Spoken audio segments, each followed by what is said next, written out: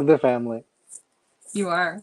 Well, hello everyone. Hello, we're here tonight or today, sorry, with a live stream, and I have my good friend Jed Rivero is back with me, and I always love having you so much on my live streams because you have such a wonderful visual, ability to look at things, and I think you and I. Yeah, I think you and I sort of agree on many We things, and do, we sometimes do. we don't, but that's cool too, right? That's what it's all about. Yeah, so today we're going to be talking about Frankenstein, which is this fabulous movie. And I know it's the holidays, but what better time to talk about a horror movie than during Yeah. the Christmas holidays? Well, I was thinking of this like nice like gothic tale. You just It curl up is, by the yeah. fire and For sure. watch It's this. very, yeah, yeah. It's funny. I just went, just as a very weird side note, my son is into this game called FNAF or Five Nights at Freddy's. Right. So we just went to see the sequel on the weekend. And I was just like, why are they releasing this in December? It was super strange. So, but all the fans that were there, it's done very well. It's It like has done very hugely well. popular. Yes, that's Whitney Yeah. Adams doing that costume. And they just Oh, wrapped Winnie they Adams. just wrapped the The next one. costumes are great. Yeah. Yeah, they just wrapped the third one. So I heard that, stay tuned yeah, next because year. they do so well. And it was really fun because Skeet Ulrich was in it. And Yeah. Scream fame. And then of course Matthew, you'll have to remind me, Lillard. Lillard is Yeah, in it. yeah. They're both reunited from like Scream, so that was really fun. Yeah. So Josh Hartnett, of course, from the Hunger Games, who we all love him. Right, 100%. So it wasn't terrible. I mean, I'm not I don't know anything about FNAF, but I was like, okay, I don't know. My kids loved it though. Yeah, neither So do I. Right, but there's something about just the I guess it's like the sugar and the sour mixed together with like you want a little bit of scream with your Christmas. It just helps exactly, it for go hand sure. in hand. Yeah. But this is Well, definitely my version of that. Like a little, yeah, the yeah, Gothic tale is great. absolutely. And over the holidays, actually, we're going to do a big Lord of the Rings binge. We Oh, my husband and I have done that, but now my son wants to do it with us. So we're going to do a real fun, which is fantasy. So we're going to do that. and then But where do you before start? Do you we start at do the the beginning. trilogy or Yeah. do you do the Yeah, the Hobbit? trilogy. Yes, the Okay, original trilogy. Yes. okay. But before we get into all this, Jed, I haven't even asked you to introduce yourself in case anyone who doesn't know you. I mean, I know you now, but Yeah. for everyone who doesn't know you, who are you? What are Uh, you all about? yeah, general loudmouth, opinionator.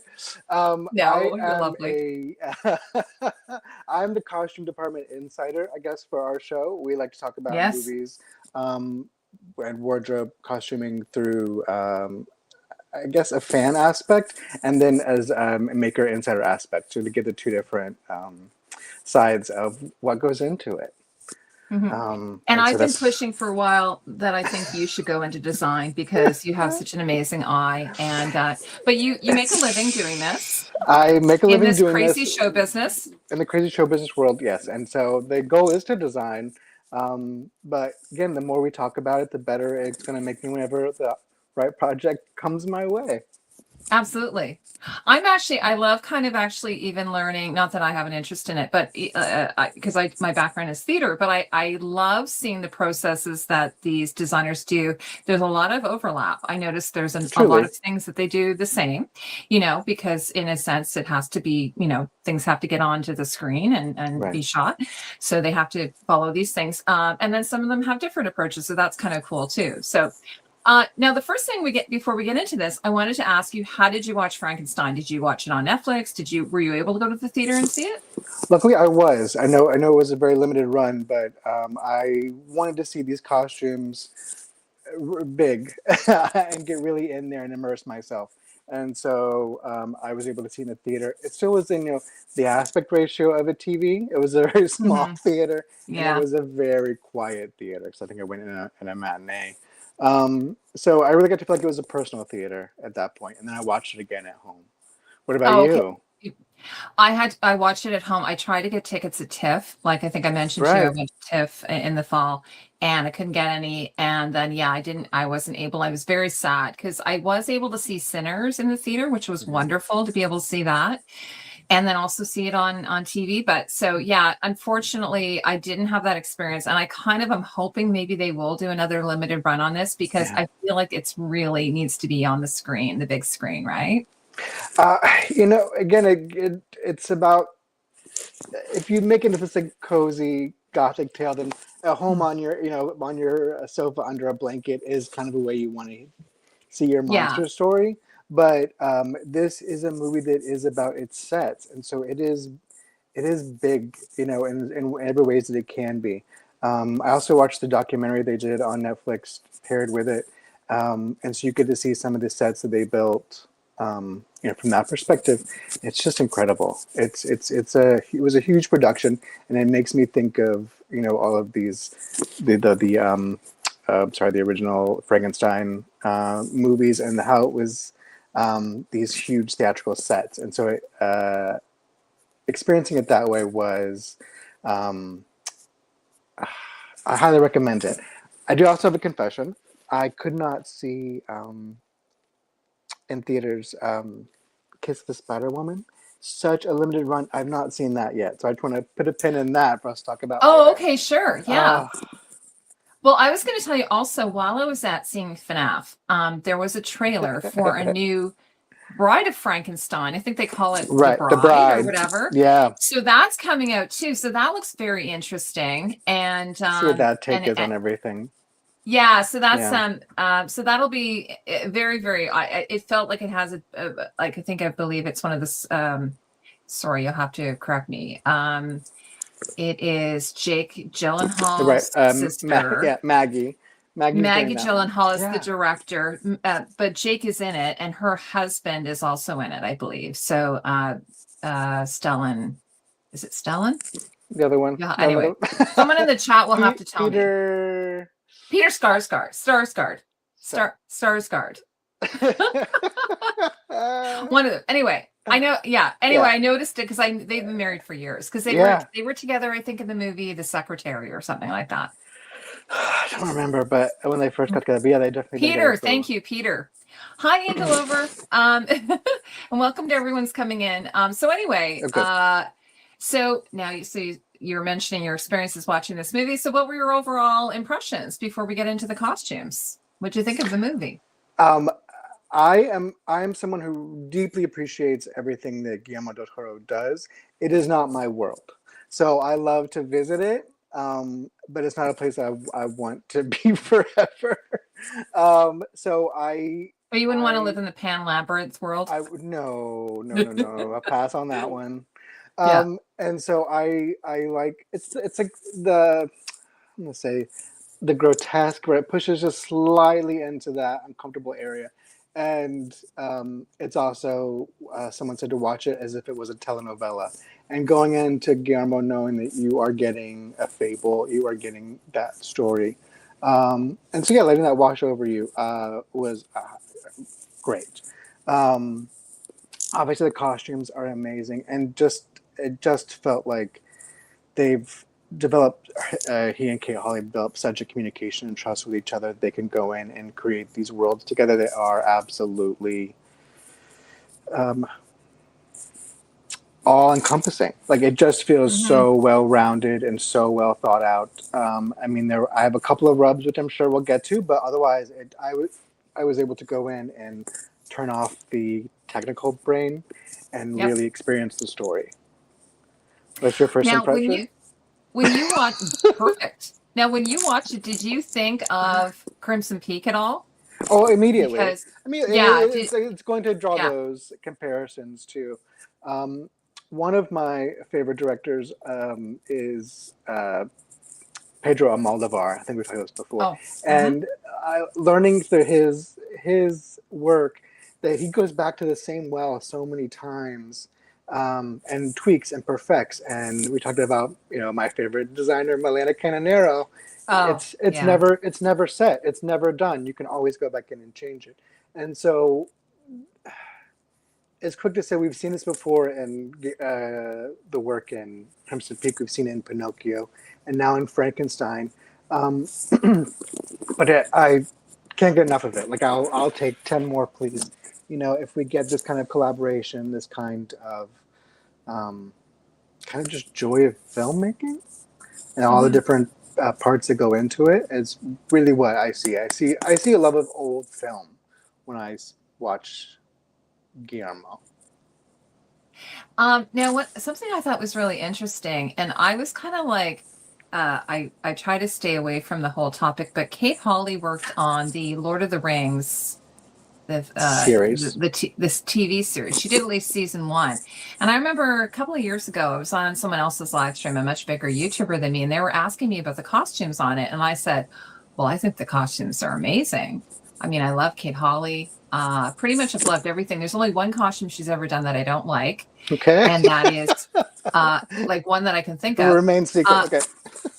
I'll tell you after. Okay. And Yeah. it's only because it was like I felt it was like objectifying the character and stuff. Anyway, Got it. so I love the costumes, and people were like, "What are you talking about? The costumes are terrible." And so then I had people online like Yeah. asking me about the costumes. Can you do a review? And I'm like, no, I can't, because it's so toxic, that whole community, and I just don't want to get into it. Even though she did work on The Hobbit as well, I believe, with Peter Jackson, or I maybe she think didn't work there. on it. Yeah, with Yeah. I think with any fandom, if we can narrow down on something, it's you don't want to give chum to the sharks. So Mm-hmm. it's not what we're trying to do here. No. We're trying to celebrate what they were able to achieve, and I can't even imagine what it's like to design across 4 continents, and how many ever cast members and all that stuff. It's you're also a victim to circumstance. Mm-hmm. And one of the things watching the documentary part of Frankenstein on Netflix, they talk a lot about just surrendering to the movie, and the movie will make the movie it wants to make. And so they're saying if changes happen, it was meant to be. We're embracing it. This is what the movie has chosen. Yeah. Which That's actually a definitely very good feels way of looking at it. that they've submitted to the film gods. Yeah. And The so film gods make the yeah. final decision. I sort of talk a little bit about that sometimes with directors, even like eventually they have to hand it over, right? They can't hold on to it and like, strangle it. They have to eventually just let it go. Right. And then let it be out there in the world. And they can't constantly go back and that's why one of the reasons why I'm not super crazy. I don't want to mention any names, but people who will take a property and then edit it and stuff. Yeah. I'm not always super crazy about that. I know that sometimes the studios are funny and they, so if there's director's cut, I totally get that. But I don't like it when they go, "Oh, I didn't have the technology then, so now I want to add this in." I'm like, it's like, dude, put it out in the world. It's ours now. We own it. It is ours now. And Yeah. that's why the fandom can go a little bit crazy in places. Anyway, it's okay. But it is alchemy. That Mhm. is, and I think one of the marks of a good designer is that you have to prepare for everything, but then being able to surrender to the ultimate, and knowing when that line is, because you want to achieve greatness, right? You want to be able to do your best, and you want people around you to do their best. And so knowing kind of when to hold them, when to fold them is a big part of it. It's also a business. And so if it's going to affect your ability to get the next job, or it's also something to take into account, we don't always see. Now, one thing I'm really, really delighted about is that Kate is getting a lot of accolades. In fact, she's even got she's got the historical people on board loving her stuff. She's got the, people like me who just love costumes. Yeah. People who are, from cosplayers, absolutely adore it. Of course, want to recreate her gorgeous Mia Goth outfits. So, but I noticed that Crimson Peak didn't get the same kind of accolades. Is it just that she wasn't at that stage yet? Like she wasn't quite ready yet? Like, what do you think was going on there with her? That is interesting. I think we're at a time where the cosplay world is wider open, because I think at that time, it wasn't that long ago, but it was very specific genres that were in that world. And now it was my first year at going to I went to Dragon Con this year. Oh, you did? And Amazing. it was incredible. So seeing people dress up for everything, anyone that has ever existed is able, is a free game to dress up, and people will embrace the more obscure characters. So it's not just anime or superheroes, which I think is most people's concept of that. Um, so I think, so at least it wasn't on my radar then either, the, King and stuff. And I think that Crimson Peak is for us. It is for the lovers. I Yeah. actually rewatched it after watching Frankenstein because it is, it's a gold standard, and so we're going back and see, and also a lot of snow. So I would highly recommend this as a Christmas movie. Yes, absolutely. It is.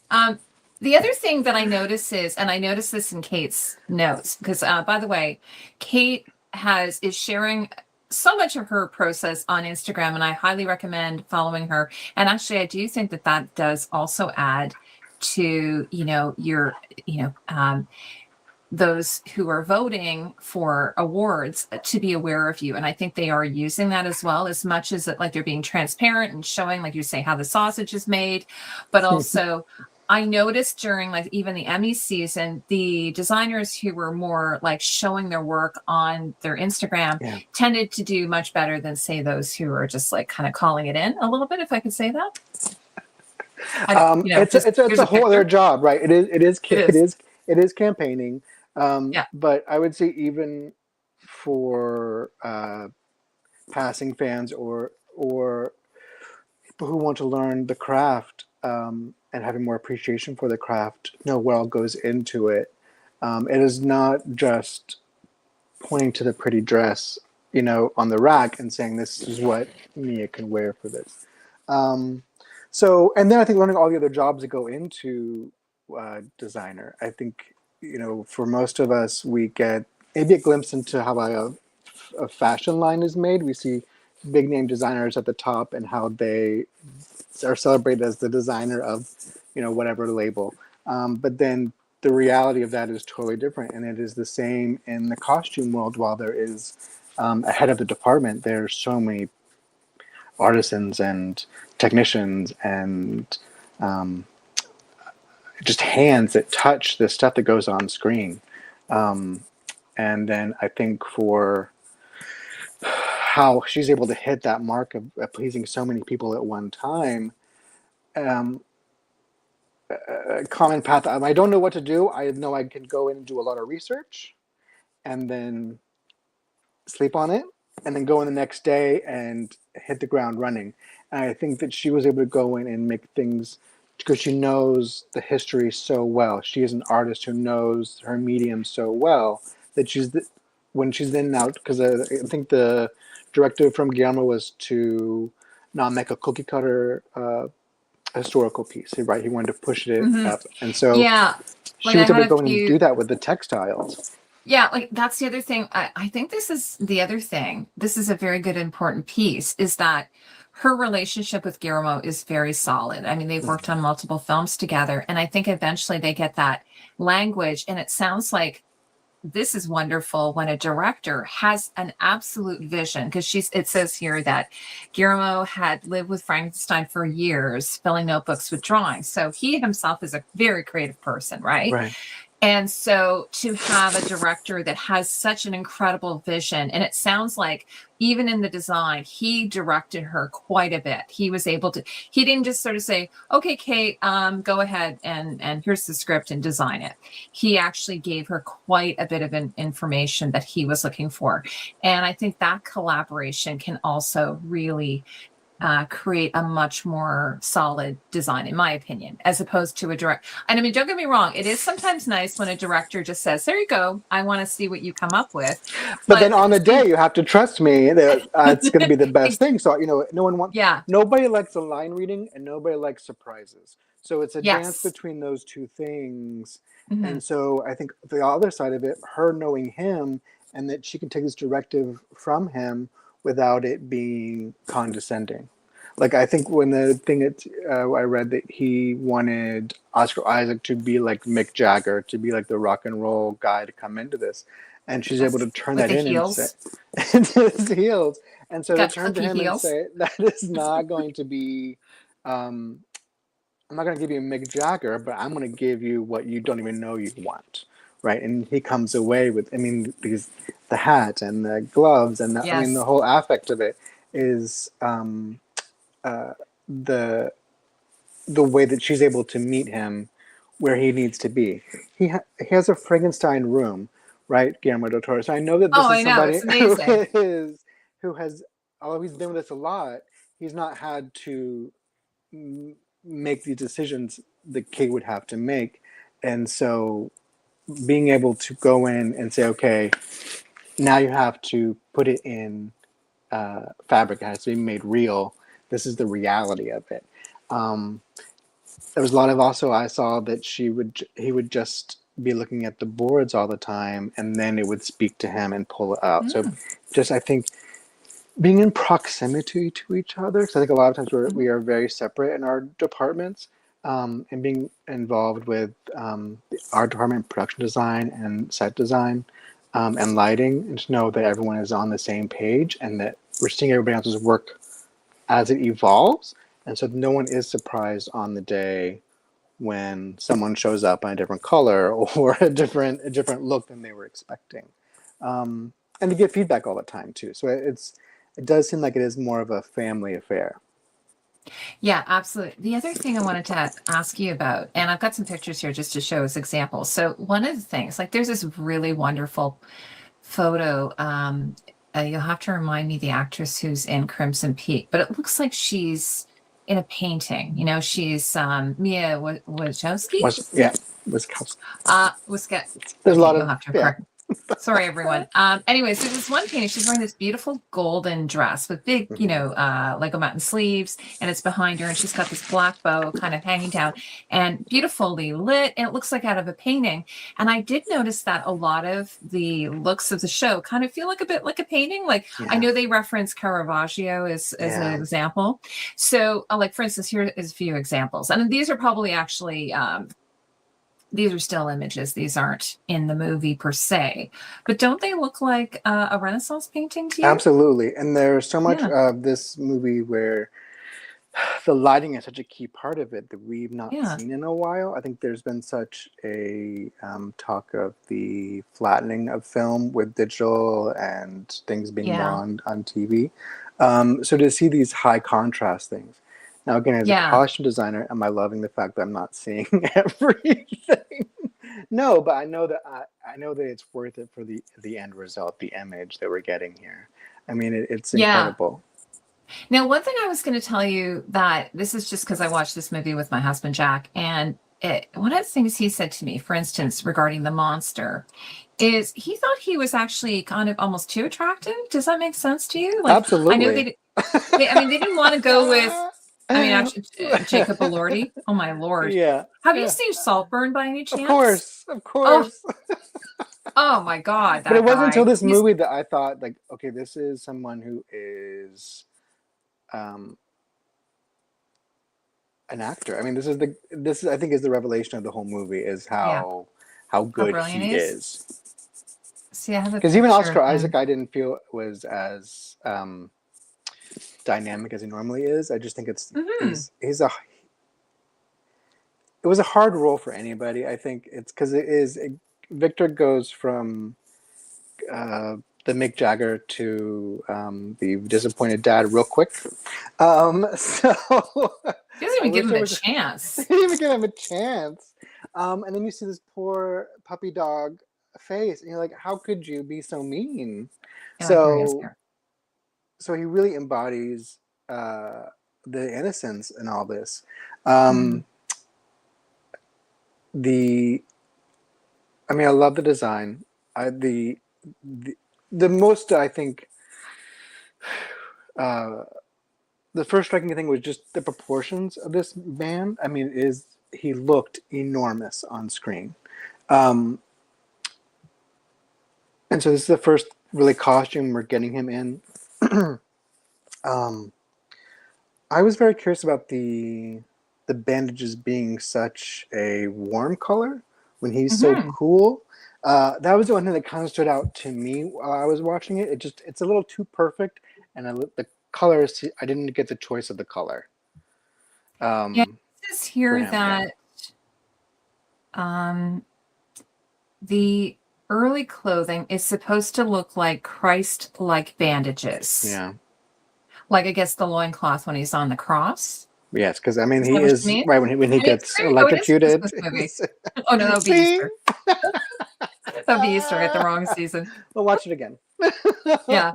But no, I know what you're saying, because I think because the idea is that the flesh is dead or whatever, or was Yeah. dead, so it's purpley. Yeah. I'm not So sure. I don't know if that was made to have that contrast there to show how dead he Mhm. does look. But something Yeah, about this color here throws me off.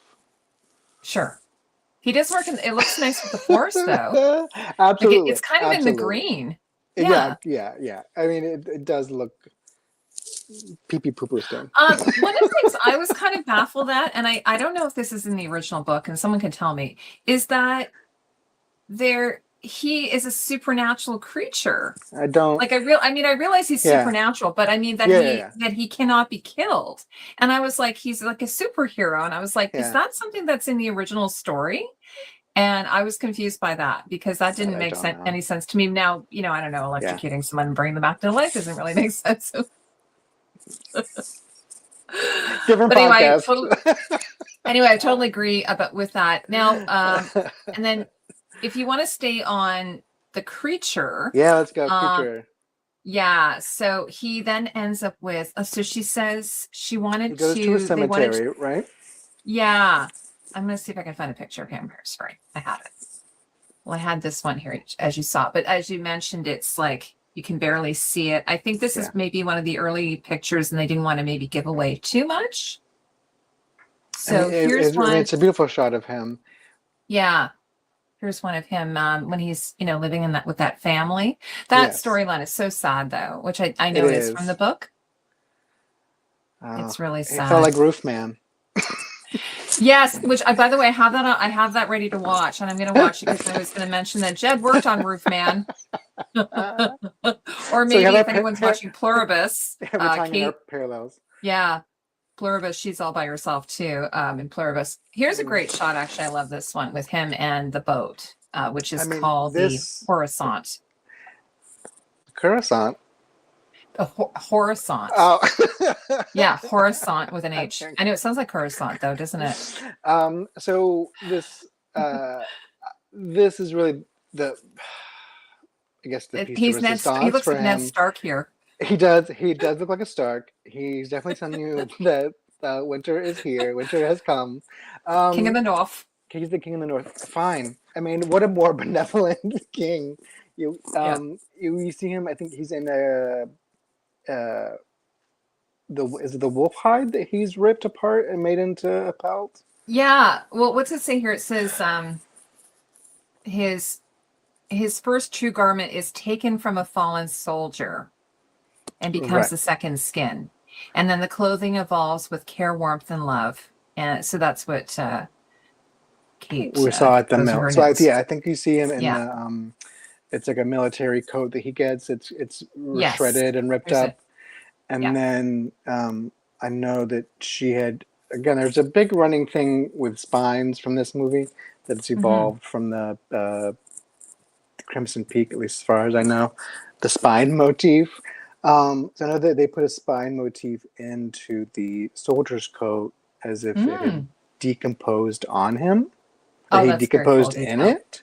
Yeah. And so then he puts it on, so it makes, even though he is dressed, it does make him, still more of an animal and still more of a vulnerable person. And then I think he goes his to hair the mill. grows out too. Yeah. I mean, what a lovely grow out. He has, the hair team on this. I mean, hair and makeup, I mean, just accolades all around. Yeah. But we do see him from his little sprouts in the beginning, and then he gets his lovely locks. Shaves him I think Victor shaves him at the beginning, remember? Like he's actually, that's one thing he does do. I don't know why he wants to shave him. It's this phallic thing that fathers and sons and the shaving. So we'll leave that there for someone else to discuss. But I do love it. This is just giving to the cinematography, though, how beautiful this is. It's I love the beautiful. rust. Yeah. On the I mean, phone. all of it. Again, it's. I think here we see a good balance of the cool and the warm to give. Mhm. To elevate each other. The opposing, but I want to say in the documentary they talked a lot about the north and the white being like limbo in between Mhm. death and life, um, and I think we're supposed to see more white in the captain's quarters, and then Kate presented these soldiers here, this navy, and this color here, which was lighter than they had expected, and it kind of played into this whole like frosted, frozen ice version of things, and so they really just embraced that. So it became, instead of a more light white, it became more of a frozen ice color, Yeah. and I think that is so much more harmonious, and it does make them feel like all these people are here in limbo together, um, and again, you're seeing this play out between the creature and Frankenstein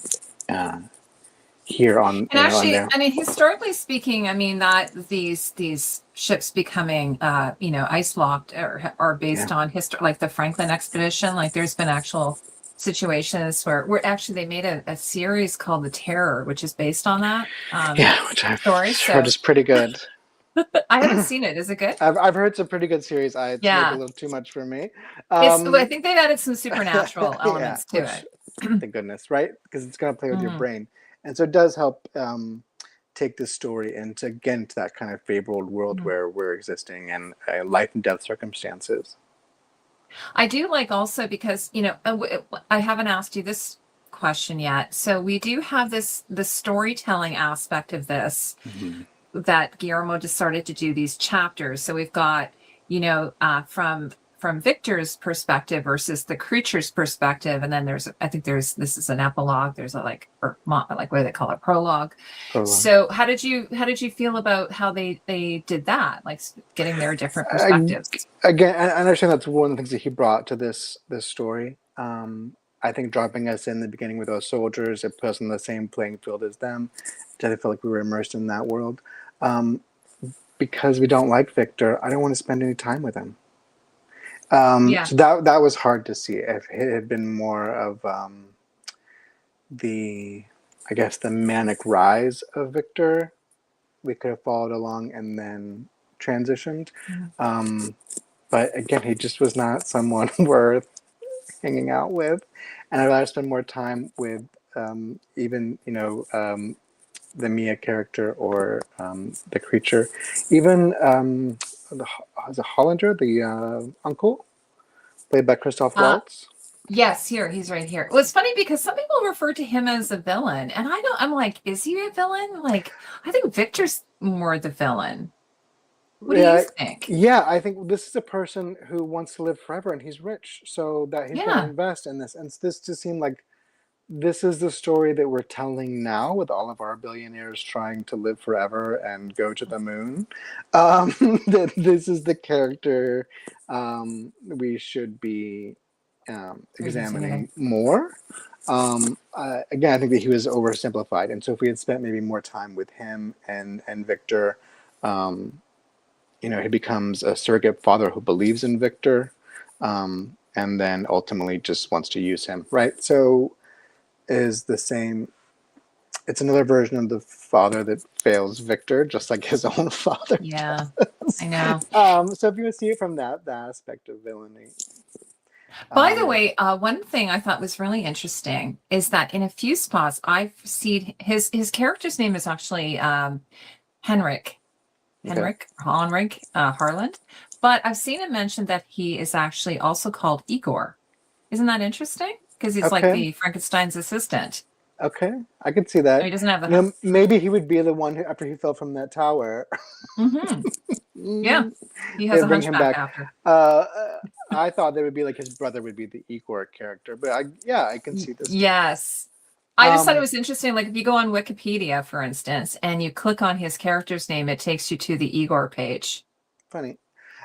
So he's Yeah. definitely the one who helped him set everything up and Mhm. facilitated him getting the bodies, which is a new I think aspect of everything.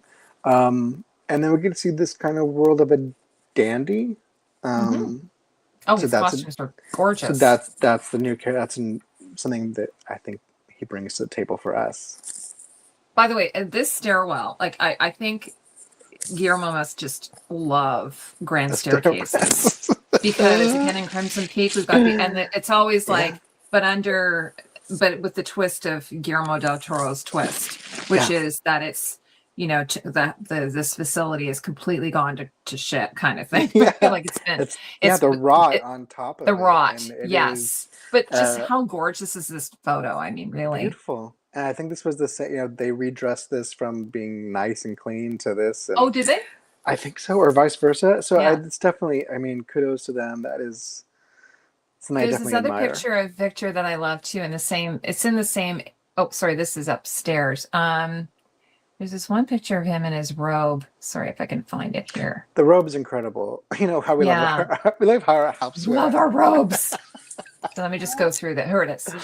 Yeah. And then again in the rot, like he's sitting it with all the moss and Yeah. everything, and then that beautiful robe and He's those comfortable in it. pants. And this Looks. is, I think we talked, Guillermo talked a lot about the red and the green. Hmm. That the red is, I guess, his mother, and Hmm. what she brings. So I guess that would be life. Um, and then the nature and the green, which And they're Mia complementary brings. colors, Hmm. the red and the And that, green. and really, this is like what I think he's based on so much of it. And to our eyes, maybe it can be a little garish. When we think of Christmas, it Hmm. goes to that really quickly. Even in my world, I try to stay away from it whenever I can. But then you have a sophisticated palette doing it. It's a miracle. It's just absolutely stunning. And then, of course, Victor is constantly brooding. I do wonder, by the way, would he have been, I mean, he obviously was a happy child up until, his mother died. Well, mostly his father was pretty awful. But, and then of course it's like he's the older brother. So, William, his younger brother, doesn't get it as bad as him, which is, I'm the baby in the family. I know my brothers and sisters got it much, much worse than me. By the time I came along, my parents had totally mellowed out. So, you kind of know that. Yeah. So, so Victor has had all this on his shoulder, but I do wonder, like, if let's say Elizabeth had to have returned his affections, would things maybe have been a bit different for him, or is it because he felt so scorned, so unloved? If he If you maybe want would to, have been a different I person. don't know, and that's part of why he doesn't Hmm. resonate with me as a character because, Yeah, he had a mean very. dad. Boo-hoo. Uh, he had a mean dad. But Yeah. then he gets his Charles way. Dance, though. Charles Dance is the meanest of mean dads. Uh, Like, seriously. uh, truly. Like, seriously. Like, that. By the way, isn't he like way too old to be married to Mia Goth? This is one of the things that I think that it just makes it even more why she is so miserable. Yeah. Because honestly, she's miserable too. Like, Yes. he had a mean dad and a absent An mother or unhappy mom. unhappy mom. Um, Mhm. so if someone loved him, maybe he would be different, but he still rejects his work for no reason. It seems to me. Yeah. Oh, sorry. I was gonna. Spoiler: Yeah, I was gonna find a picture of. the mother, I. Elizabeth. Yeah. Here. So here. Okay. So I'm a total idiot. When I first saw this movie, I had no idea that Mia Goth was playing both roles. Because Um, she spoke French the whole time, and that was and she's apparently behind under the she barely yeah speaks. I mean, she veil has or like five a lines, bonnet. and she has the veil. So Yeah. that no one's going to ding you for that one. Okay, I good. think it Thank you. was. I again, I would have thought it was a waste of an actress if it wasn't Mia. Like Mhm. having her play Hi, that Carla. role um, helps tie it Oh, together a little bit okay. I'm not more. the only one. Thank you, Yeah. Angel. She said the same thing. Thank you so much. Yeah, see, Hi, that's good. Carla. But again, I think it's we didn't give enough attention to the mom to begin with. Mhm. So that's kind of where I see that It's goes. kind of interesting because it's a little bit Oedipus, right? Like Oh my he loves gosh, his totally. mother and wants Yeah, to marry her, kind of thing. right. Wants Right. to marry her. Well, That she's the one who whole gave him, I guess, precedent. gave him attention, and his dad didn't. So that's where he was Yeah. going And to try to. there's the red we were mentioning that Right. she has that red color that then Victor, wears throughout. Yeah, of And then course. we also have the Christmas palette there. But again, so it's sort of Christmas movie in a way. We can talk about it like I it's a think, Christmas yeah, movie. it's a Christmas movie. Yeah, he makes a wish list. He gets what he wants. He doesn't want. Exactly. But here we can see the beautiful spine motif reiterated Oh, again in this with these amazing. people. So absolutely Yes. amazing. And then we get to see how they played with the textiles. And so again, I think that like because they know their roadmap so well, they know their history so well, they're able to come in and play in a way that is evocative of the period and the emotions without being a carbon copy. Mm-hmm. And one of the things, I'm just going to go off here. One thing I learned going to Kate Hawley's Instagram is how much they made a lot of the textiles, which it's interesting because just as somebody who reviews a lot of Game of Thrones and House of the Dragon, that type of thing, though I know those fabrics are usually always bought just at local shops. They're just bought in stores off the rack, and people will sometimes be like, why does the fabric look so cheap? And I'm like, well, it's bought probably their budget, they can't afford it. So in this case, and the turnaround time. The turnaround time. The so hands, yeah. Do you mind if I just dip into this a little bit? Please. With the fabric? I will say, okay. yeah, because one of my favorite things is the paper marbling. Yes. Is it this one? Beautiful. Isn't that incredible? So so what she says about this is it's supposed to be cells, like because they call this, it's hand marbled velvet, and it's supposed to be cellular and beetle imagery embedded in the fabric. So this particular one, she calls it the cell dress. So it's actually looks like cells. So this is it blown up. And then I love they have these like pictures of the team like working on the fabrics. By the way, one of the things that really delighted me is she shouted at the Toronto team. Hello, yes. I'm in Toronto, so of course I was just absolutely thrilled by that. Yeah, represent the home team. So they have to, these are a lot of additional steps that they have to do. And then this is the bodice. But it's the only way you're going to be able to get one of a kind thing is to make a one of a kind thing. I just can't even begin to, paper marbling is one of the first crafts I ever learned. And because I'm not an artist, it's like, great, I know I can do these steps. And make something. So I absolutely love it. To do it on velvet, incredible. To do it in multiples and to know that you're going to have to recreate this and match a pattern, I can't even begin to think about how many samples they went through to get the right thing. But again, it's it is the right choice. It's this mixture of the green, of the red, of the bugs, of the cells, of the under a microscope. It's just it's breathtaking to me. Yeah. And then the other fabric, she doesn't have all the working of this fabric, but this fabric, which, this is probably everyone's sort of big standout piece. This is supposed to be malachite, which I was like, oh my God, because I was looking at it and I'm like, what? Like, I couldn't quite, I was like, is that supposed to be, organic in some way? Yeah. So I guess it's like, when you see malachite and it has all those different layers. I have a piece of the malachite. It's gorgeous. And it's almost like a moire effect on it. And which again is, I think, playing with the time period and what would be allowed and what would be common to your eye, right? You want to bump against the eye a little bit, right? To keep you intrigued. So I think this is the most chic of all of them. Absolutely. Which is part of why it is the most.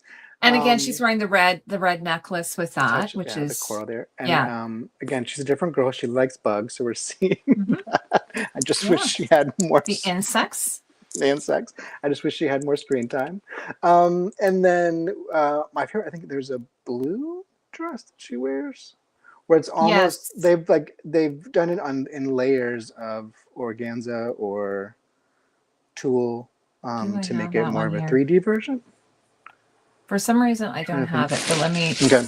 Here, let me just see if I can screen share it, Let me find it here. I know the one you're talking about.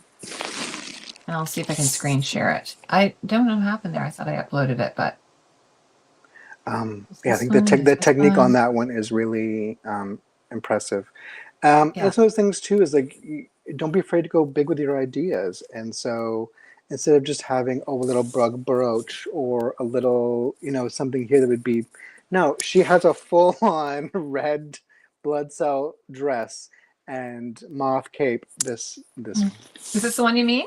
I think when you see it, if we see it full, it's just the layers upon this one. It is the most like a watercolor of them all.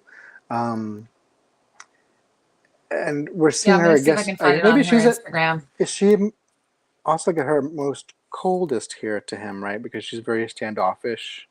Absolutely. But again, it's a bold choice. I mean, the headdress, everything. I think the Tiffany necklace. It was a whole big tie-in with Tiffany. Oh, yes. So here's the information. So it was inspired by Tiffany & Co. Archival scarab jewelry. So it's actually little like scarabs. Essential scarab motif. Oh, that's on the. I think there's a hand carved beetle on the cross, which I can show you in a moment too. But I'm just going to see if I can find another. The red. Let me just. Yeah, I'm going to just go to Kate's Instagram here so I can find a full picture of this because I know she has some on there. Yes, and find other brands to work with, like for this jewelry, is a whole other aspect of this business that is baffling too. But the tie-in here was, I think, so well done. I love some scarab jewelry. I know, because it kind of it's got. Well, here's the. Let me show you. Actually, I'll probably get in trouble if I share this. Here, let me just share this with you all. I don't know if I'll get in trouble, but anyway, here's the video showing the scarabs. Do you see it all? Oh, maybe you don't see it. Hold on a second. I can't see. I'm going to stop the sharing, and then I'm trying to do tech on the fly, everybody. Okay, let me do the live streams are for. Exactly. Oh, here it is. Okay. And share. Let me see if that works. There we go. So this is on Kate Hawley's Instagram. So you can see it's Tiffany & Co. So yeah, they had that partnering, but she was able to go into their archives and look at this like actual ancient artifacts. And then they were able to do, I guess it's from 1914. And then they were able to reproduce it. By the way, one thing that Kate Hawley does that you don't see a lot of designers do nowadays is she does most of her own designs. Have you noticed that? Like, a lot of times now they hire a concept artist. She is a beautiful artist as well. I don't see that as much nowadays. So that's sort of really nice to see. So I'm going to see if I can I'm always enthralled of because I cannot communicate what's in my brain through my hand. So I'm a tactile person, so I can mix and mash things together. But I'm going to see if I can find. I know there was a full head to toe of this costume, so I'm going to find that for you all. Let me find it here. Okay, here. I'm putting this on top of another one. Okay, so I know it was in here. So this is the malachite dress we were just chatting about, and then there's some. Oh, here it is. There, yeah. Oh. Do you see? So this is like an X-ray. Oh, that's why they have it in the back. It's amazing. So, incredible. Yeah. Yeah, that's a lot of people are wondering how that headpiece works. Like, I'm assuming it's on some kind of base, like these. Or a comb in the back. Yeah, we don't get to see much of that, but I would assume it's a comb in the back that it goes into. Yeah, but anyway, just absolutely gorgeous. This reminded me of the Cinderella gown that. It's worn. Is that the one? Is that the one with that British actress? Lily Allen? No? She's from Downton Abbey. Yep. I know who you mean. I know who you mean. Someone in the chat will let us know. Yeah. Call back to the ice? Yes, maybe. You can see that. Call back to the ice? Well, yeah. Well, and I mean, her demeanor is kind of cool here too, right? She's very cool here, which is why I didn't know what to expect of this character when I first, because I think this is one of the first, the Cinderella live action. the first time There's we the get to see bracelet, by the way. her. Beautiful. So yeah, we don't know how to read her, and then maybe in the next one we see her in the when he tries to kiss her. Is she in the red then? Yeah. That's gorgeous, like arsenic green. Oh. Yeah, and again, she's doing these, she's got the base fabric under there, which looks like the cell fabric again, and then she's done an overlay to kind of, so that's the other thing I love about her. Like, I mean, oh my gosh, look at this. That's one of the things I love about her. It's like, it's never like, okay, that's good enough. Let's just stop. Lily James, thank you, everybody. Thanks, Angel. Lily James, you're the best. Yeah, some designers, I don't want to say a lesser designer, maybe a less experienced designer will be like, okay, let's just stop here. Nope, not her. No, it still needs something. Or I think get bogged down in the details. Like I was saying, Yeah. because it could have just been the jewelry and then the tiny trim, and then that's it. But here we're getting to see where, even though that she is rich and contemporary, she still looks like she's in a shroud, like she is in a net all the time, like she is a bug herself, right? So Absolutely. that is a way to evoke emotion and not tell, right? It's right, creating that environment for us to read ourselves. So we were talking about, I just wanted to mention, because I have these pictures too that Kate shared on Instagram of the cross that she wears. She wears it, I was just mentioning she wears it in several scenes. So this is an example of something that Guillermo asked for, and I did notice she wore it quite a bit on that little coral bead chain kind of thing. So it said he wanted that it felt personal and unconventional. So faith is revealed through nature. It's rooted in natural theology kind of thing because of her fascination. She reads. She's a well-educated woman. She is. But so it was inspired by archival scarab jewelry as well. Because if you zoom in, there's a little scarab there in the center of it. And then they beautiful. had her. It's so gorgeous, and then you can see it's got the Tiffany & Co. Stamp on it, which was made by them as well. And then they had her name written on the back, which is the same script that is Frankenstein. So I'm assuming then that is her handwriting from her journals. From Mary Shelley. From Mary Shelley. Oh, it's from Mary Shelley. Yeah, I believe it's Mary Shelley's handwriting. Oh, I didn't even know that. That's so cool. I think I'm double checking on that one. Okay. But yeah, they tied in that way. But it's a beautiful patina. And there she's wearing it there. Yeah, I mean, absolutely gorgeous. That's the wedding dress, which we'll get into. So again, absolutely beautiful. And then it ties into he has the visions of the like Madonna figure, all in red in the blood, which I also love. Do you remember those? Or was like the full-on fantasy? What scene was that? Sorry, you have to remind me. I think it was like he has the visions of the woman and she's like all in red and like blood. Oh, okay. So it's tying a little bit of that aspect into it too. Yes. Yeah. That red theme carries through. Now the other thing was that was on her Instagram is the shawl, which again feels very Crimson Peak, because if anyone's seen Crimson Peak, we've got the butterflies, we've got the moths that are all sort of like, and even the red is used there a lot. So there's this here. Let me find a picture of her wearing it. Here is here it is. Here she is wearing the shawl, and it's funny because when I first saw this, it kind of reminded me of a Rorschach ink blot, which I was just reading that apparently the first Rorschach ink blot most people do think is a moth or a butterfly. Yeah, I think that's what I think they all are. Yeah, so in this case, that's what it's supposed to be. Continue the theme of metamorphosis. It's supposed to be fractal patterns inspired by moth wings. And it's knitted with iridescent yarns with shifting tones. Actually, the pictures are really small here, and my vision's terrible. There you go. So those are the colors. Here's an example of one of her sketches, by the way.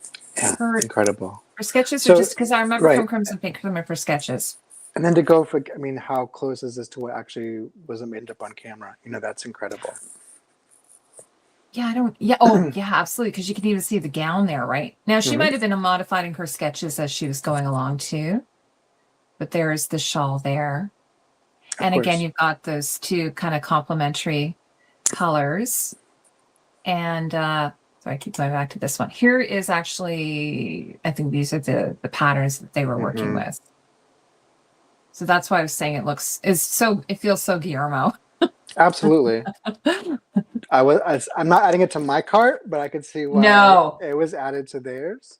Yeah. And then here's some close-ups. So, it's all hand knotted, all hand, Yeah, incredible. that's a huge amount of work Yeah. to do that.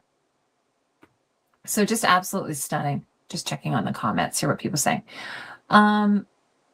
So Sledgy is saying, and she wonders if the creature has had his pure soul, but directly into a form bypassing his sin of Eden.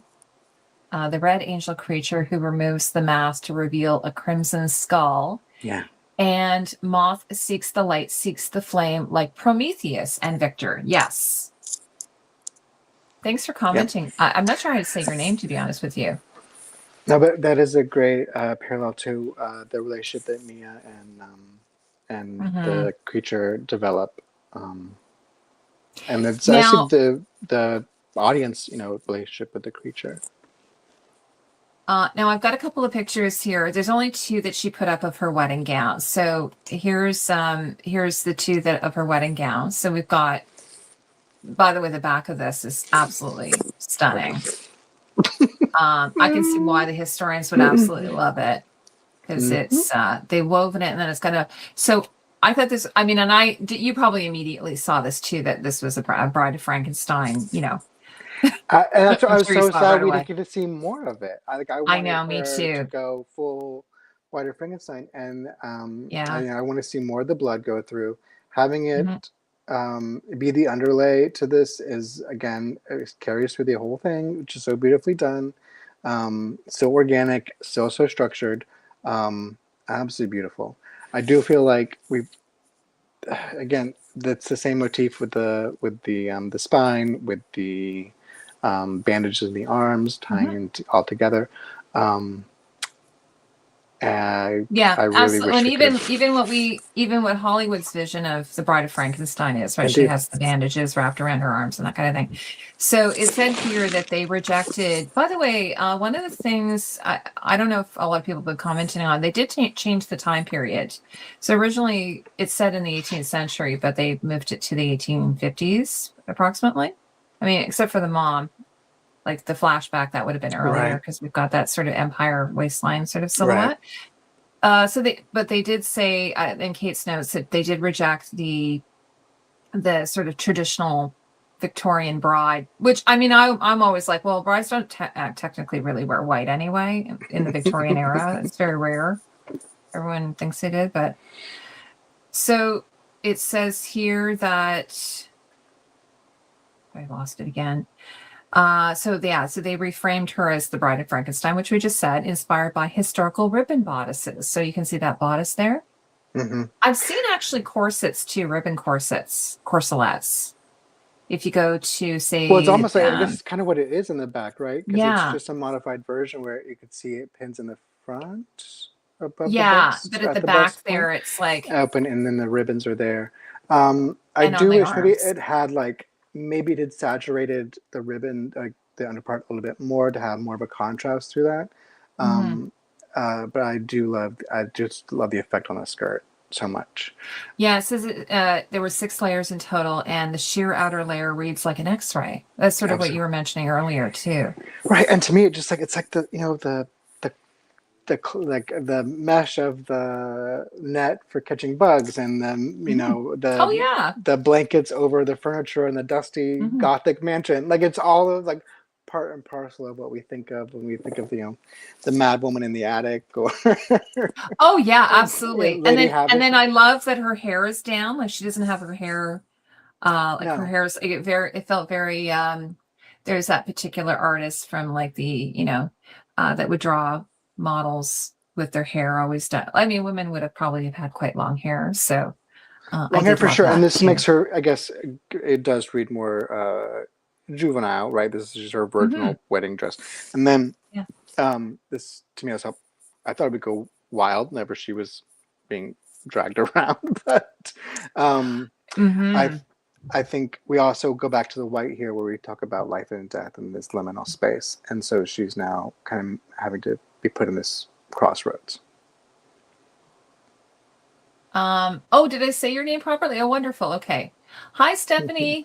Stephanie's here. I was going to say, by the way, the brooches that she's wearing on the dress here, they look like dragons. What do you think those are? I thought so too, and Hmm. again, and the chain does it go across? Um, I think didn't so. Yeah. understand that one as well, but here for it. I wonder if it's sort of like, because I know in like, so for instance, another Gothic piece, which is Dracula. Hmm. And Dracula really is like translation of the dragon. So there's Yeah, like, if you watch Dracula, Bram Stoker's Dracula, there's a lot of dragon motifs. So I'm just yeah, wondering if maybe there was some kind of significance to this, but it looks like, yeah. So in Viking jewelry, they always had like two brooches and then a chain in between kind of thing. love So it. I don't know anything about it, but it's very interesting. Yes, thanks, Toddle.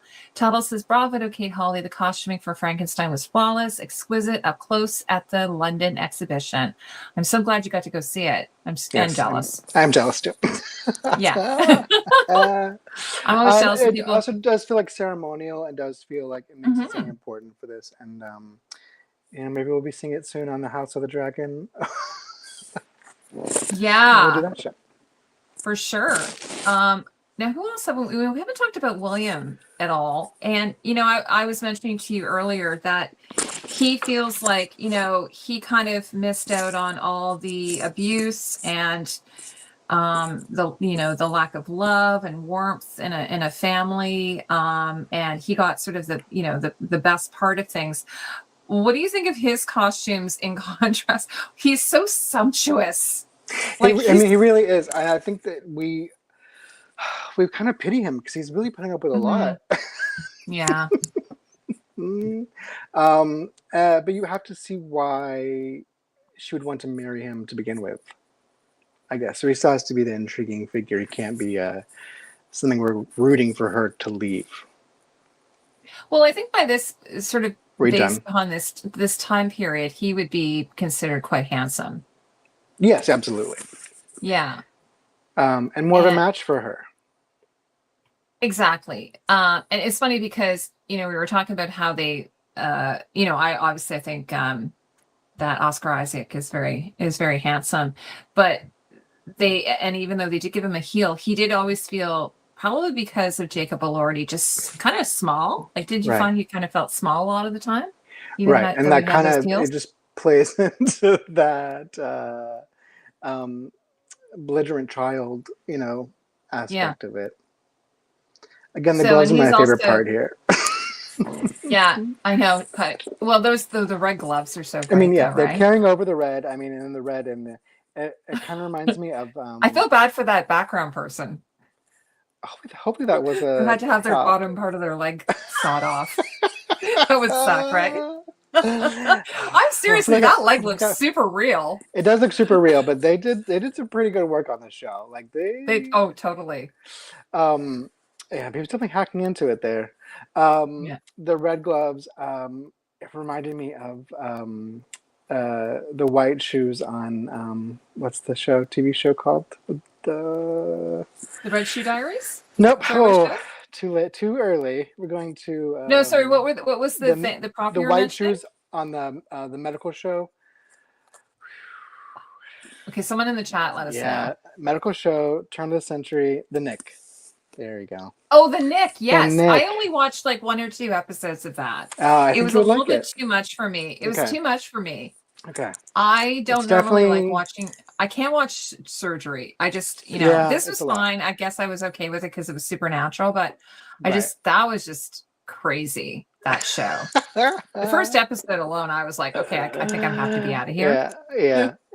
It was definitely a drug fueled Mhm. show, but beautiful costumes. I think that Oh yeah, was absolutely. Alan Rojnick. This, Maybe by did the way, this. this whole scene, aside from Elizabeth's beautiful, gorgeous wedding gown, this whole scene was just completely so like all of the cast, all of the actors. Like I think Frederick, or sorry, I think Victor's wearing a red coat in this.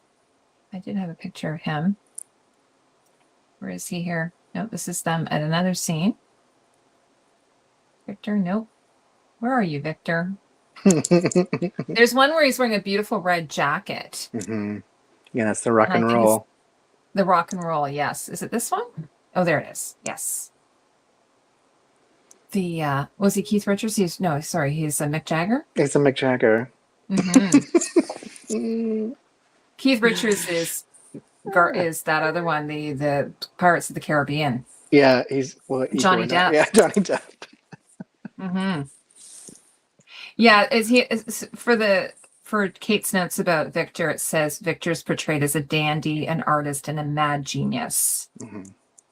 And then the costume evolves to show his physical toll, the blood, the acid, and the sweat. So, like, this picture, for instance, here, he's just like full on raging mad scientist. Yeah. By the way, when you saw that giant hole in the floor, did you be like, okay, this is going to get used? I thought, what in the Willy Wonka is going to happen here? I know. It's just like, okay, someone's going to fall in that giant hole. Like, that's not going to end well for someone.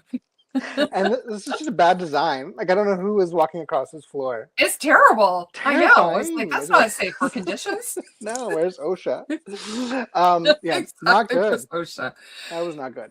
Absolutely. Knew it was going to be used. But then we see him at the end, and he's on the boat, and he has like no leg, and he's like really eaten up. Yeah. So there's a lot of destruction that happens in these someone who lives in Canada and not even that far north, I'm like, dude, you do not want to go up that far north. No. That is crazy. That was a little bit like a reverse walk for Elf. An Elf, he starts at the North Pole and he walks all the way to New York City. That was a reverse. Well, he was looking for his father, and he was trying to get away from his son. So I guess that's how it works. Absolutely. So before we wrap everything up, the funnel floor.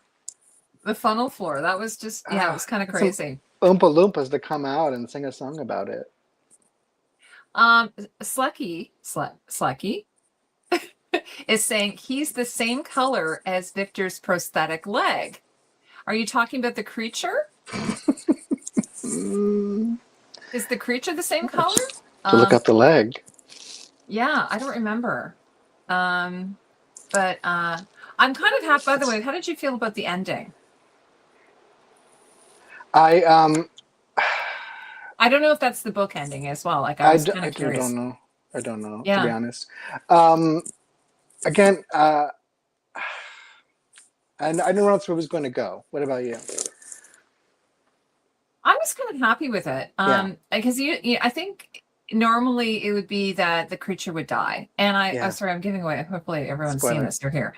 And so it was sort of nice that he didn't, and that, we don't know what happened to him. I mean, he could eventually have died. He's just out there, but he survived all that time in that giant coat.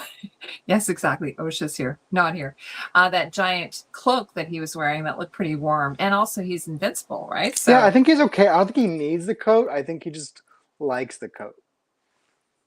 It's possible maybe he was becoming more alive. I hope he was. But I also hope that he gets his bride. So I want a sequel with me. Yep.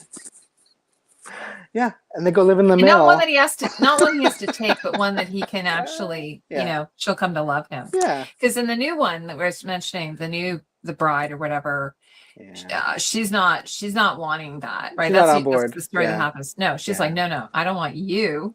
No. And that's played by who's the actor who's playing Frankenstein in that one? It's Jesse Buckley is the bride. Christian Bale. Christian Bale. Yeah. He plays Frankenstein. And a totally different approach. By the way, the other thing is, one of the things I did think was a little bit weird, I know you had a couple of quibbles, is that we were talking about how I thought Jacob Elordi was almost a bit too handsome in a way to be the creature. But there's one scene where he's in the woods and they're shooting at him, and I'm like, but he doesn't look like a freak or anything. Like he's covered. So I thought that was kind of weird that they would just start shooting at him like that. Well, was he in America by Silver then? I don't know.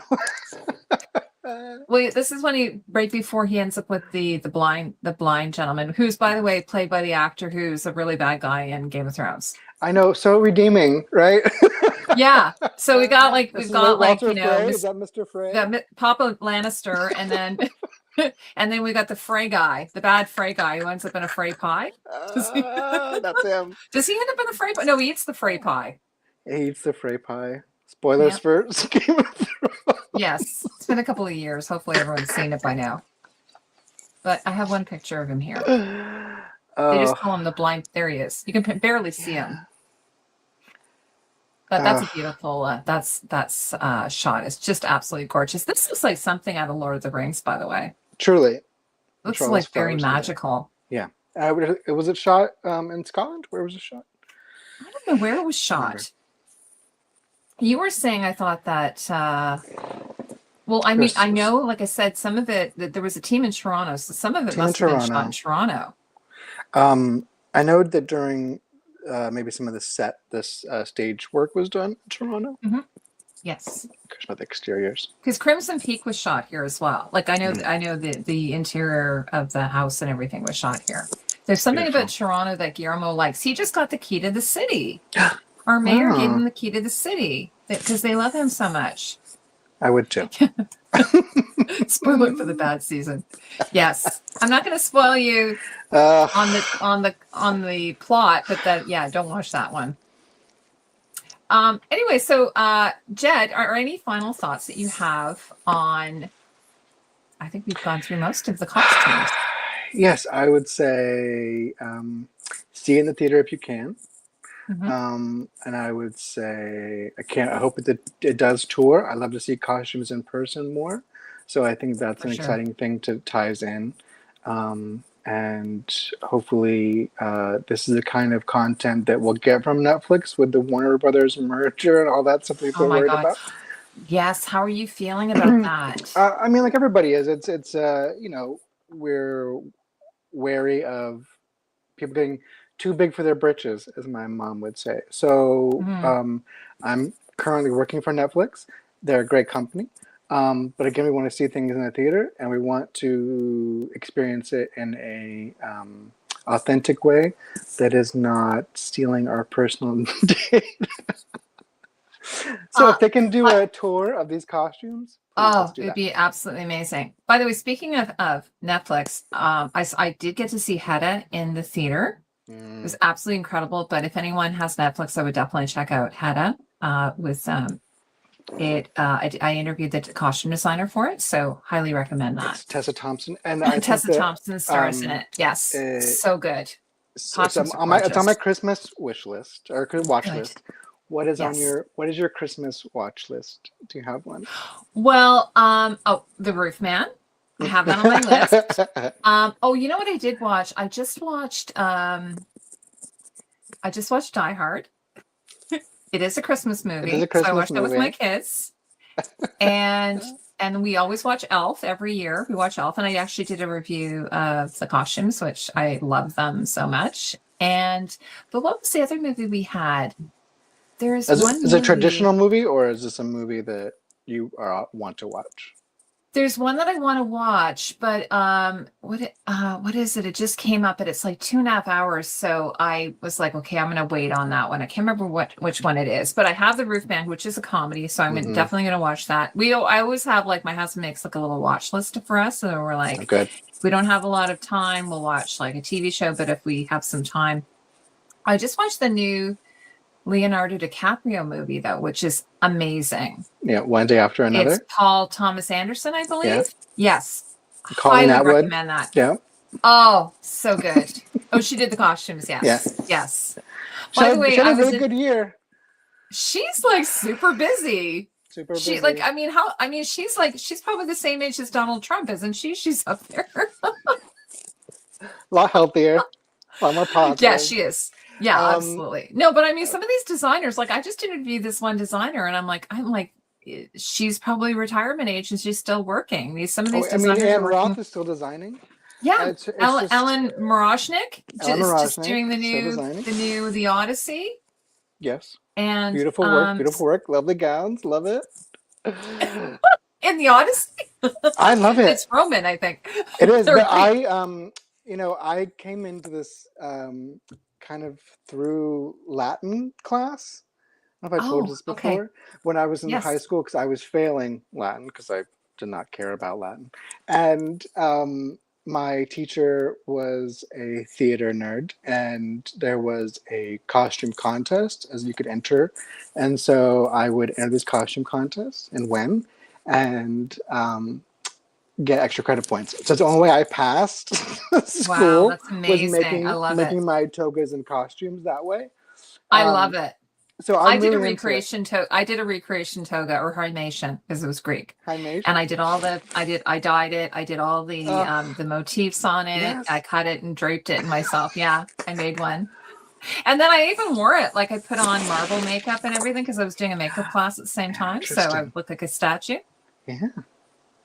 By the way, so Sletchy is asking, or Slacky is asking about Bruce Willis's vest. Do you mean his singlet, like the ribbed white singlet that ends up being And completely trashed by the end? By the way, I was saying that during the movie, I'm like, okay, he looks like he's been wearing that vest for 40 years, not a day.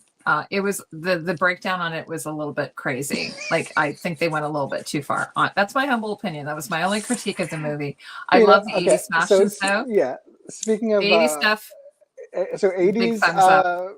I rewatched Planes, Trains, and Automobiles for Oh, Thanksgiving this year. oh, so good. Nothing is broken down on that one. No, it's all brain spanking new from like Zellers. Or you don't have Zellers. We don't have those. There's Kmart. one point, like right, he rips off, like the whole plot point is he rips his coat, and then the next thing he's just Yeah. wearing the coat again, and it's like fresh Yeah. and new. I know. So I know. sometimes continuity matters, sometimes it Yeah, doesn't. Just I guess enjoy the people, you film. know what, to be honest with you, I didn't even notice that when I watched it because I was just, I guess I was not like, especially if it's a contemporary show, you would be better at that than me. But oftentimes when I'm watching a contemporary show, I don't really notice it. But if I'm watching a historical show, I definitely notice it because it's just like you're walking and your hems are perfectly clean and Yeah. there's no mud and But it what about also was you? Is there surprising sometimes, like how much it takes to show on camera. Like Oh, sometimes you have yeah. to go big and almost do Yes. theatrical makeup for it to read, and sometimes it'll pick up the smallest thing. So Mhm. again, part of being good is knowing what's. So I think that's what happened with Bruce Willis's vest. By the way, and the quality of the rip that I watched was not very good. It was like it hadn't been remastered because my son was like, "Why does it look like? What did he say? It looked like it was like there was a haze on it. It does start at dusk, like it's sort of like from dusk till dawn kind of a story." Yeah. So, the sun is going down. He's like, why does it look like And it's there's the like 80s. a haze? Yeah, no, it's I how said, movies honey, looked in the 80s. that's the 80s haze. I remember That's very the specifically asking smog my in LA. teacher why all BBC shows look like that. Like, why do they all look so hazy? Yeah. It's just England. Like, they're just outside. That's just I know. But anyway, what about you, Jed? Is there anything that you're planning on watching over the holidays? Or I mean, we were talking about Stranger Things. Like, you're gonna Yes, have you I've seen been any of I've that? been rewatching Stranger Things. Yeah. Made my way through that, and now I've just started watching. Actually, I just finished last night, so I'm up to date. Can't wait till Christmas. I'm gonna rewatch that. Me too. It just a big thumbs up to that whole team. Oh, it's incredible. It's a lot of work I know that goes into that show, and it's pretty flawless. Yeah, Vecna is the creature design on that is, I know it's not a costume thing, but the creature design on that is incredible. Incredible. So highly so scary, so scary. But to have something that's like basically an amalgamation of so many different 80s, it's almost like a encapsulation of the 80s with all the different genres. It's the same in the clothes. Like everyone is getting this unique piece of 80s fad that they get to carry with them. There's so much layering and texture in there. It's a really beautiful show to watch. I'm excited to watch the new Knives Out. Oh yes, that's what the show was that I was going to watch. Good. Sorry, it's 2.5 hours. So I was just like, we were looking at it, and I'm like, oh, the new Knives Out. So I'm going to watch. I'll probably watch that tonight. I'm gonna do the same. So we'll get back to other prepared Yes. notes. My kind of traditional holiday movies I like to watch. I like to watch Little Women, the Oh yeah. Which one 97 though? version, 96, Yeah. 97 version. Yes. That's my favorite. I Is that the mean, one with Winona Ryder? with Winona Ryder, speaking of Stranger Things, Yeah. and Susan Sarandon as Marmee. I Oh, mean, it is she's Marmy. just Yes. So so good. good. So I'm gonna watch. That's one of my go-to Christmas Hmm. movies. And A Long We Kiss always watch The Goodnight. Grinch on Christmas Eve. The Grinch we always have to watch, Grinch is a like the classic. animated one. Yeah, the Even Boris even the Karloff one one. with the live one is so The live amazing. one's great. It's so fun with Jim Carrey. Yeah. Lots of good, but we do Elf every year. Actually, tonight we're going to watch. I know this is animated, but we watch every year. We watch Mary Madagascar or the Penguins Christmas Caper, which is so fun. Like with Mrs. Chew. I don't know if you guys know this. She's like, No. it's the penguins. They have to go rescue one of the other penguins. And there's this woman, this crazy old lady. She's got this dog named Mr. Chew. So Chaos it's ensues. very funny. Yeah, it's Ben Stiller. You know, that group of people are in it. Oh, Anne Shirley anime. No, I've never seen the Anne Shirley anime. I watch it on Hi, Anime? Hi Anime. Hi Anime. Is that a network? Sounds like it. Well, I love Anne with an E, the TV series. I watched all of it, and I interviewed the costume designer, and You've she's been very amazing. busy with interviewing. I've had such a great year this year. I don't know what happened. Someone just emailed. It was weird because I was mentioning Hedda, which is lovely. And I posted something online and I said, oh, I absolutely love the costumes, which is how I met Anne from Anne with an E, the designer. And anyway, so I posted about the designs and I love them. And then I got an email saying, hey, would you like to interview the costume designer of Hedda? And I said, sure. And then so during the interview, I said, oh, you must have saw my Instagram post. She says, no, I didn't see your post. I'm like, oh, I thought that's why you contacted me. So it just was a coincidence. Isn't that crazy? Yeah, but also what's been so nice is I've been meeting some like new up and coming designers, which is amazing. Like I interviewed this designer for The Man in My Basement, and I don't want to say new, she's been established for a while, but she's a younger designer, you know? And Willem Dafoe was in the movie, and that was sort of a slightly creepy Halloween type creepy movie. And so it was so great to meet her and just start to meet some of these newer designers who, you know, I want to give a bit more attention to versus, you know, like you're saying, the hard hitters, the icons. It's nice to see these and new see how designers. what they're bringing to what's going on in film right now, because it is such a, and it's such a different and then, you know, it's such a different place right now than it would have been like 20, 30, 40 years, like Edith Head, really. I mean, I'm sure things were not that fun for her, but at the same time, she didn't have the challenges that are going on now that the designers have now. And, well, she lied her way into the whole industry. So she was a bit of a grifter. I totally agree with that. So sometimes you just got to be a showman and you get away with it. You know, but now they would show her in some, you know, they used to do those behind the scenes sort of like film, like they do a little behind the scenes, and they show her sitting at a table like drawing. She didn't draw. No. She could draw for shit. She could draw a little bit, but you know, like that was all made up. She didn't do any of that stuff. The one thing that's who I thought I was going to be, right? Like you just I was going to be Edith Head. I was going to be Edith Head.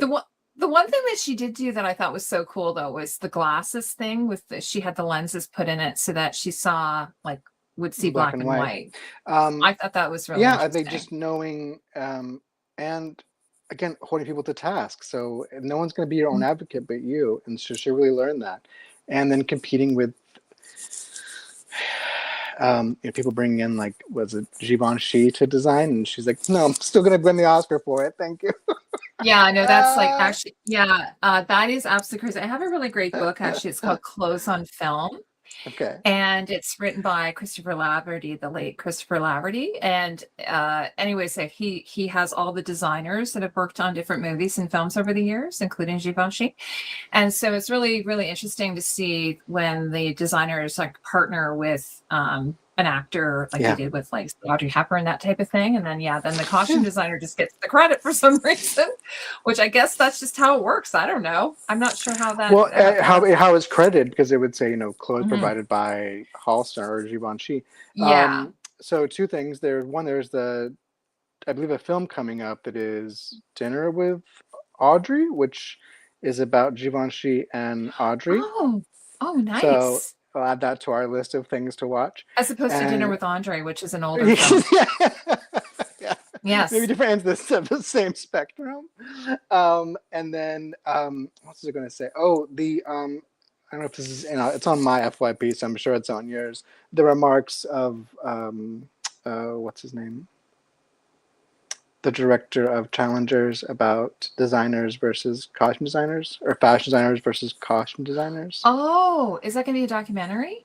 No, he just made comments about how it was better to have a fashion designer versus a costume designer, and it's Oh, sorry. Who caused. said that? Oh gosh. Oh, I'm going to go look that Let me up think. Yeah, after. yeah, yeah. That is awful. That's definitely been something that's been going around. I didn't even see that. Yeah, we'll talk about it maybe. Yeah, well, it's funny because Michelle Clapton, she used to talk about how it's kind of a two-way street. Like costume designers influence fashion designers, and fashion designers influence costume designers, and so it's sort of like it's a bit of a flow that happens. Now, there was a situation that I was a little bit annoyed with. Actually, I was a lot annoyed with. In the latest, in Dune Part 2, there was a costume in there that was clearly Paco Rabanne, and they just took it and made it, said it was theirs, and it wasn't. Yeah. Like it was a complete ripoff. Yeah. And they didn't even mention that in an interview or anything. I mean, at least to say this was inspired by Paco Rabanne, and but just to kind of represent it as your own work. I just feel like that shows that you're very, I don't know what the word is, insecure and small when you try to pass off someone else's work as your own work.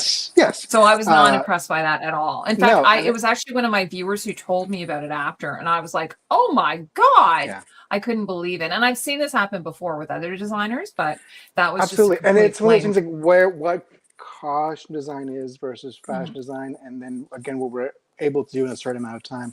And everyone has their own objectives. Like I said, going into, I had this conversation over the summer with one of my good friends of a contemporary show, and how they were putting the same brands on multiple characters that don't interact. So these people would not be, there's no reason for them to have the same clothes from the same brand. It was just that you like those clothes. So, and to me, like once I find a brand that's a good suit for a contemporary, and you're doing contemporary, that's that person's brand. Now it's burned for anybody else. Yeah. Actually, when I was interviewing the designer of Supernatural, that's what she said. She said, Jared Padalecki, these brands, Jensen Eckel, these brands. They're brothers, sure, but they have their own look. And then she said, one V-neck, one round neck. That's burned. No change from that. We never deviate. And none of the background ever wear any of those brands either. That's what. So kind of you create these rules for yourself, which I think is good, especially if you're a buyer. You have to. You kind of have to make yourself from going crazy. Otherwise, you have all the options. You're throwing all the pasta at the wall, but you just need that one spaghetti to stick. Yes. And sometimes it's hard because, say like for Roofman, we reached out to Levi's or whatever to see what they could offer us, because we were looking for a very specific time period of jeans. Well, now we have a whole closet full of period specific jeans. I'm going to pull Levi's for background or for another featured background person. So it depends on how you want it featured. What was the era for that? Because that's based on a true story, right? True story. I mean, that was just an example, but that was 2003. Oh, okay. So it's already like 20 years ago. Over 20 years ago, which I did rewatch, and I was like, maybe I would have changed some things in retrospect. But for the most part, it's one of the things I call it a soft 2003, where we're getting the V-necks. He has this beautiful, creepy goatee almost the entire time. So it's there without being overt. Well, I met my husband over 20 years ago, and he had a goatee, a creepy goatee, and I made him shave it when we got married. I had it. I still kind of have one. It doesn't really grow, but I love it's. beards, actually. I do. I love beards. I'm a beard. Yeah, no. He actually grows out. He usually grows out a full beard. It wasn't that I didn't have a problem with the beard. He just had a weird goatee, and I was like, dude. And then like this weird thing, like soul Yeah, patch kind of thing. I'm yeah. like, no, you got to get rid of that. That was like, yeah. So, but it's weird to me because when I think back to when I think back to 2003, it doesn't seem that long ago to me. I know. Because I know. it was just But it's because it's been like so long ago now. We could find things yeah, in store that would fit. for sure. But Yes. then we were bringing in. We had some younger people coming in, and they could not fathom low rise. Like it just was not on their radar. Like, sorry, you can't bend over. No, this is no. how your Or you're pants wearing are boxers, and then you got supposed like this you got this divide between the boxers and the boxer briefs and the low rise.